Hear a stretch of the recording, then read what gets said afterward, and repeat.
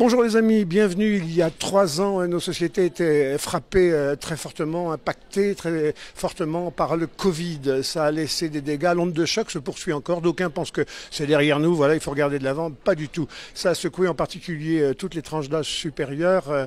On a vu secouer les maisons de retraite, à la fois souffrance des résidents, à la fois souffrance des personnels.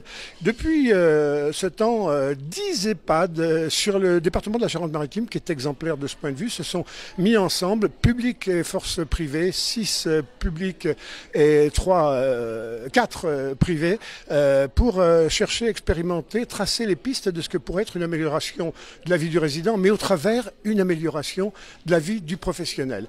Ces 10 établissements représentent 1400 résidents, représentent 950 professionnels qui, à longueur d'année, et un groupe de synthèse, on va voir dans quelle mesure, ont ouvert quelques pistes et restituent aujourd'hui leurs travaux. Vous allez avoir la primeur de ce que pourraient être les pistes de l'avenir pour en tout cas améliorer les conditions de bien-être au travail de l'ensemble de ces professionnels. Je suis aux côtés de Céline Fourreau. Céline, bonjour. Bonjour. Vous êtes directrice de l'EHPAD de Maran. On vous a donné le rôle d'un peu chef d'orchestre de ce groupe de 10 et puis de cette équipe mobile dont vous allez nous parler. Vous êtes en compagnie d'Olivier Bollinger. Olivier, bonjour.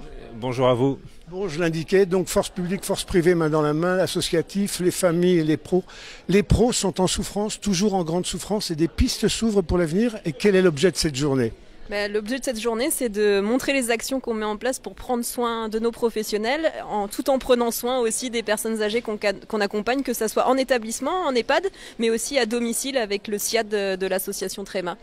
Vous disiez, c'est l'intitulé de cette journée, alors prendre soin des uns pour prendre soin des autres. C'est-à-dire qu'il n'y aura pas de résident heureux s'il n'y a pas de personnel à la tâche qui soit lui aussi épanoui et heureux. Exactement, en fait, pour être bien, si vous êtes bien sur votre lieu de travail, vous faites bien votre travail, et si vous vous sentez bien, et ben ça retentit aussi sur les personnes qui sont autour de vous, donc que ce soit professionnels de santé ou résidents ou toutes les familles. En fait, le lien se fait différemment si vous êtes bien sur votre lieu de travail. Donc, Quand on dit professionnels, 950 ils sont sur l'ensemble de ces 10 EHPAD qui cherchent, qui fouillent, qui grattent. C'est des professionnels de la santé, c'est des professionnels de l'animation, c'est des...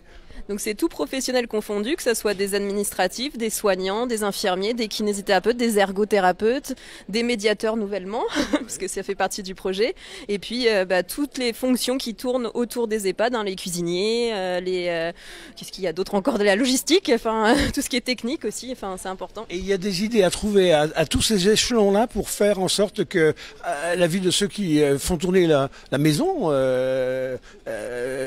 trouve des résultats, des améliorations ? Oui, en fait, le but, c'est qu'ils deviennent acteurs eux-mêmes de leur santé, en fait, ouais. Si vous voulez. Donc, on est acteurs soi-même, on l'apprend aux résidents, puisque c'est des choses qu'on leur dit, il faut maintenir les gestes de la vie quotidienne.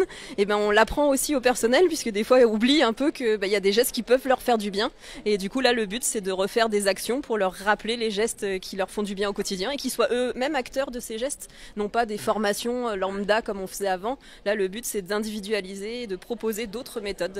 Alors, il y a quelques pistes, on va en voir quelques-unes de façon très concrète pour que vous voyez sur quoi ça débouche. C'est pas que du blabla autour d'une table pour faire de la théorie. Très pratiquement, vous avez monté un groupe là, qui a concerné 130 professionnels l'année dernière, qui s'appelle PEPS. Alors PEPS pour retrouver du PEPS ou qu'est-ce que c'est que ce groupe PEPS ? Oui, justement, c'est pour retrouver du PEPS dans son travail, mais aussi chez soi, puisqu'il y a un équilibre vie professionnelle et vie privée. Par exemple, tout simplement des gestes pour éviter d'avoir des courbatures en fin de journée, des séances du coup individuelles qui vous apprennent à faire de l'auto-rééducation, ce qu'on apprend avec un kiné à faire, avec des mouvements qu'après on fait tout seul en fait, et on est autonome sur la prise en soin. Donc, et ces mouvements-là nous aident dans notre travail, mais aussi dans notre vie de tous les jours, parce que rentrer chez soi avec un mal de dos, ça fait du bien à personne, ni à sa famille, ni aux personnes qu'on va prendre en soin le lendemain. Il y a une autre initiative que j'ai relevée là dans l'ensemble des offres qui vont être discutées cet après-midi, c'est SIADS. Alors vous parlez avec des sigles, S-I-A-D-S, oui, il y a un S. En quoi c'est révolutionnaire? En quoi ça concerne? À quoi ça touche? Le SIAD en fait concerne les interventions qu'on fait à domicile, qui sont pas en établissement. Donc vous êtes chez vous, vous êtes une personne âgée, vous avez besoin d'aide dans la vie quotidienne. Il y a des interventions aussi de personnel, de professionnels de santé qui viennent chez vous. Et du coup, ils ont aussi des risques professionnels dans leur façon de travailler. Et c'est ce que fait aussi l'association Tréma, de mettre l'accent sur l'humain en fait dans ces SIAD. Alors on va voir le travers de notre époque et de nos sociétés. C'est à la fois on dit qu'on est tous ensemble, mais en même même temps, on n'a jamais été aussi seul. Et parfois, dans des contextes comme les vôtres, il faut se parler, il faut échanger, il faut faire de la médiation sur les malentendus entre résidents, avec les familles, etc. Médiation, ça, c'est un sujet sur lequel pistes s'ouvrent. Voilà, les pistes s'ouvrent et on est très content aussi de dire aujourd'hui que nos 4 médiateurs sont maintenant diplômés. On en avait déjà un et maintenant on en aura 3 autres nouveaux depuis cette semaine, donc qui ont fait toute leur formation l'année dernière, et on arrivera à mettre en place la médiation sur nos établissements à partir de l'année prochaine. On est très fiers de cette action qui préviendra les conflits et qui permettra de discuter autrement aussi des situations de travail, quoi. Enfin... Là aussi, dans nos sociétés, on a tendance à considérer que la raison, c'est nous qui l'avons, la vérité, c'est nous qui l'avons. Vous considérez maintenant qu'il n'y a pas plus le public que le privé ou plus le privé que le public. On a bien vu que quand chacun se réduisait à sa caricature, c'était mortifère. Vous êtes ensemble, avec fierté, je crois. C'est tout à fait ça, et l'équipe mobile qualité de vie au travail était une super occasion en fait de faire se rencontrer le secteur public incarné par les EHPAD notamment que dirige Céline, et les EHPAD et le SIAD de l'association Tréma, et c'est ensemble en fait on partage les mêmes problématiques quel que soit effectivement le secteur dans lequel on intervient, et cette équipe mobile est l'occasion de faire se rencontrer aussi les professionnels de ces différents secteurs, unis autour d'une même cause, hein, le bien-être des personnes âgées, et aussi un gros enjeu d'attractivité des métiers, puisqu'on a actuellement des difficultés à trouver des professionnels, notamment soignants dans nos structures.